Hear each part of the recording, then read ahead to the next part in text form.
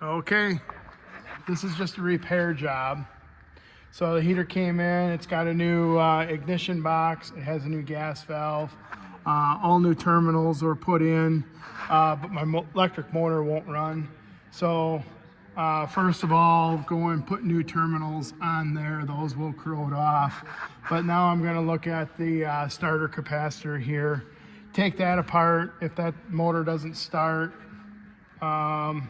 more than not, it's a starter capacitor. It will be a solid light here because the electric motor didn't start and test the air proving switch. So it'll probably be just a one solid flash here to tell you that we don't have any air. So we're going to look at that starter capacitor. Okay, so the starter capacitor is pulled out. You gotta make sure your tester can test microfarad.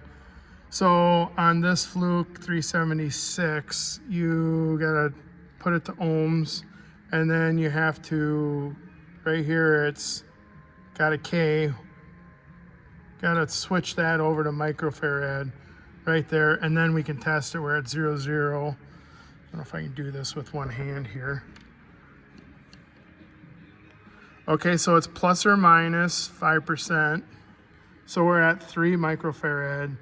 So plus or minus 5%, so we can only go down to basically 2.75. So that is out of the limits of the 5%. If we look at this one, this is a brand new one. And there again, this is plus or minus 5%, and we're at 7.6. out of 7.5 microfarad. So that's within the limits, so it is a bad starter capacitor. So we'll put that back in and fire it up. So again, checking that starter capacitor there.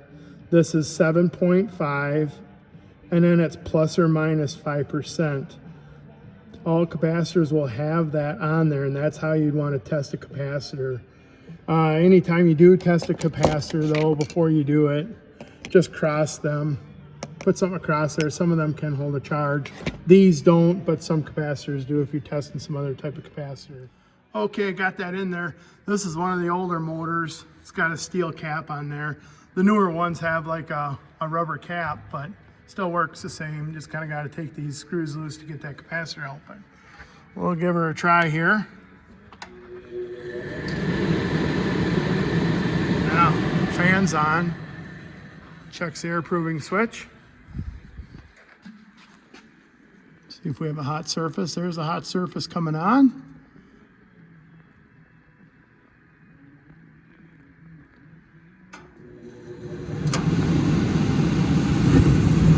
Boom, got a fire.